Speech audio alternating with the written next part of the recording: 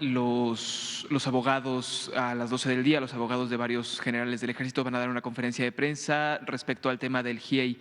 La pregunta no es encaminada a esto, más bien no, a la pregunta un grupo de abogados del Ejército van a dar una conferencia por el caso de Ayotzinapa, no por el GIEI. El GIEI ha pedido que el Ejército dé las pruebas fidedignas de los mensajes que entregaron para la verdad histórica, ¿no? Y sin embargo hay una reticencia de eso. También a la par se habla mucho de que las filtraciones de Guacamaya no hubieran sido posibles si alguien al interior del Ejército no hubiera bajado las guardias de seguridad digitales. Entonces, la pregunta, señor presidente, va un poco enfocada hacia esta parte del Ejército, si hay alguna ala en el Ejército que esté tomando acciones diferentes a las de esta administración o esté yendo en contra de las órdenes que van desde acá. No, no, es parte de lo mismo, ¿no? Esto de el invento de que se compraron aviones, cohetes rusos,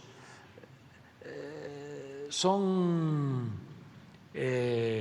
campañas de desprestigio al ejército y al gobierno que representamos y a la transformación.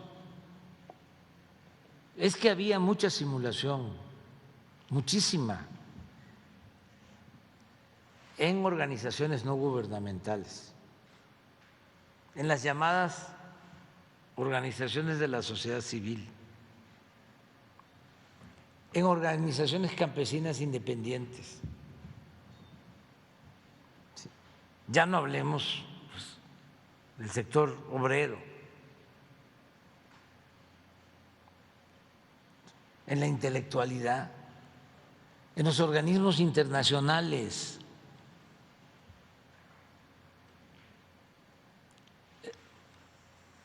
El periodo neoliberal fue creando un andamiaje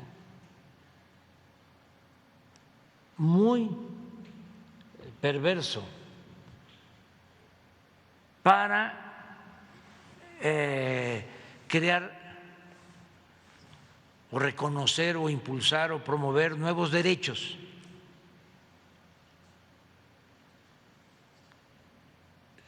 Nuevas políticas públicas. Habían hasta, y siguen habiendo, seminarios, grados académicos sobre nuevas políticas públicas. Entonces se puso de moda.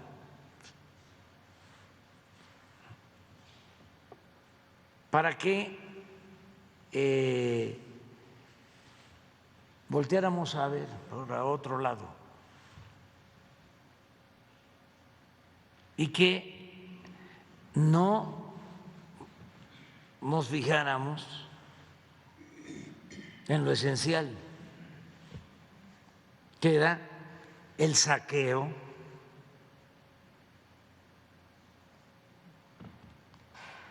que un grupo de potentados en el mundo llevó a cabo de recursos naturales, de bienes de los pueblos, como nunca en la historia. Hagan un ejercicio de la riqueza que se acumuló en el periodo neoliberal. Les voy a dar la fuente, la revista Forbes. ¿Cuántos multimillonarios había en el 88? No solo en México, en el mundo. ¿Cuántos eran? ¿De dónde? ¿Cuánto tenían? ¿Y cuántos hay ahora? ¿Y cuánto tienen? Para cerca de 1.000 millones de seres humanos que viven con $1 diario. Pues eso no lo vieron muchos.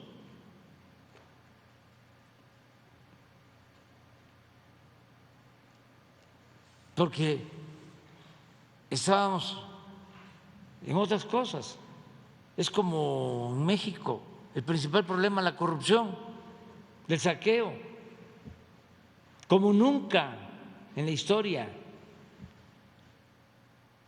Nada que ver los 3 siglos de saqueo durante la colonia con lo que sucedió en los 36 años del periodo neoliberal. Y ni en la academia, ni en los medios, ni en las cámaras, ni en la política se mencionaba el problema. Busquen en las hemerotecas la palabra corrupción. En los 36 años de neoliberalismo o neoporfirismo, no lo van a encontrar en los discursos ni en los artículos. Hagan el ejercicio en el Reforma nada más. Desde que se fundó el Reforma en el tiempo de Salinas a la fecha. ¿Cuántas veces aparece la palabra corrupción? El principal problema de México.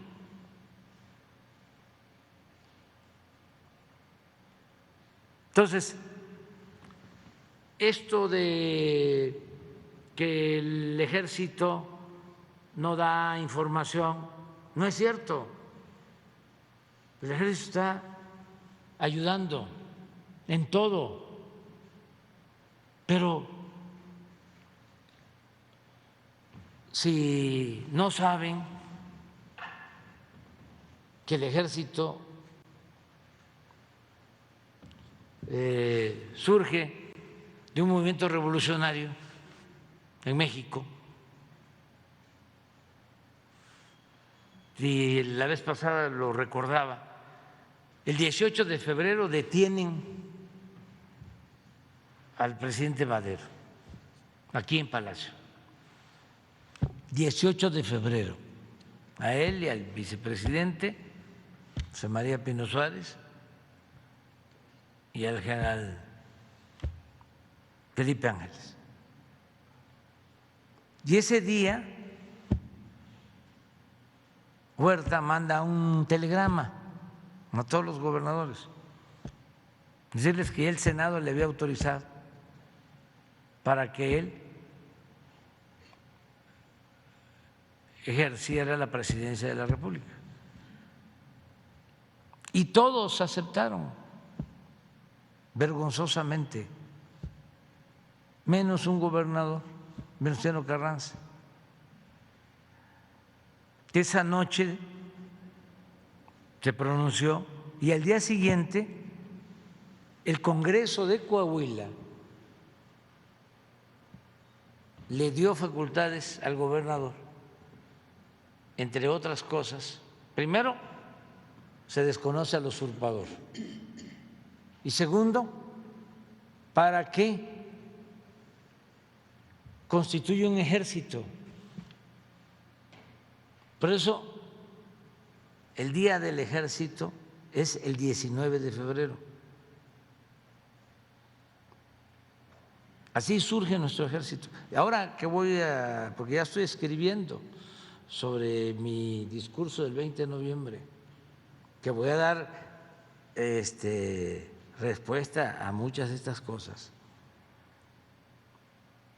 Para entrar al ejército, a partir de entonces, se tenía que llenar un cuestionario. Tengo en mi poder el cuestionario. Y las preguntas eran si se había participado en la dictadura porfirista. Así se decía, así está en el cuestionario. o si se había participado durante el gobierno del usurpador y traidor Victoriano Huerta. Ese es el surgimiento de nuestro ejército. Ese es el origen de nuestro ejército. Y desde luego que, como toda institución, han habido errores y manchas, nada más que no debe de olvidarse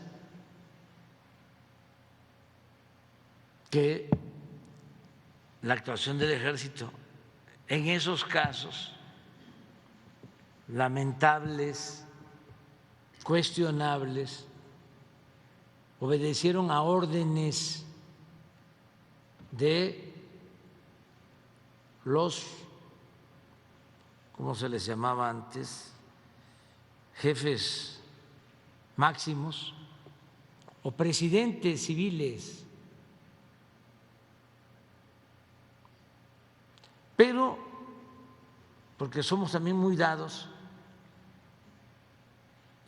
a extrapolar realidades. No es lo mismo el ejército de Argentina o el ejército de Chile o el ejército de España o el ejército de Estados Unidos que el ejército de México. Entonces, este ejército surge de un movimiento revolucionario, está vinculado al pueblo, por eso hablo de que el soldado es pueblo uniformado y es un pueblo, es un ejército leal a las instituciones, no es un ejército golpista. Entonces, cuando se presentan cuestiones como la de Ayotzinapa, pues lo que se hace es que se actúa con rectitud, porque el secretario de la Defensa, como el secretario de Marina, son servidores públicos íntegros, honestos, leales. Y no solo es una lealtad al presidente, es una lealtad a la patria, es una lealtad al pueblo, que es lo más importante. Entonces, no es cierto de que no se esté dando información, no, al contrario. ¿Por qué se originó en buena medida? No fue lo único, pero ¿por qué se agravó el problema de los jóvenes desaparecidos de Ayotzinapa? Por querer ocultar las cosas. Y querían ahora que nosotros fracasáramos y pensaron que íbamos a ocultar también las cosas. Pues no, porque todos los implicados, servidores públicos, todos, de acuerdo al informe,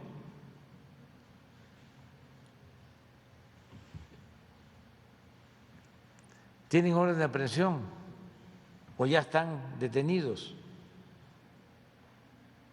Pero hablábamos de las instituciones que todavía no terminan de limpiarse. Pensaban de que iba a ser lo mismo de antes y estaban algunos muy campantes, pensando que no iba a haber problema porque tenían sus representantes en las instituciones. que los iban a encubrir o que los estaban protegiendo.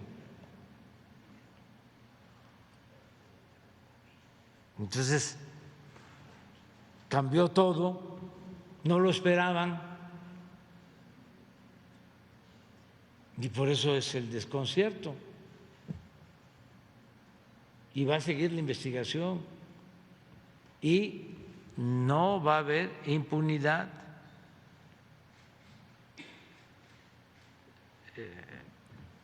Y vamos a seguir argumentando. Fíjate lo profundo de este asunto, que hasta el New York Times se metió. O sea, ¿hasta dónde llegó? Para meterse el New York Times a defender a un torturador que está en Israel, por cierto, Cerón, Tomás Herón. del New York Times.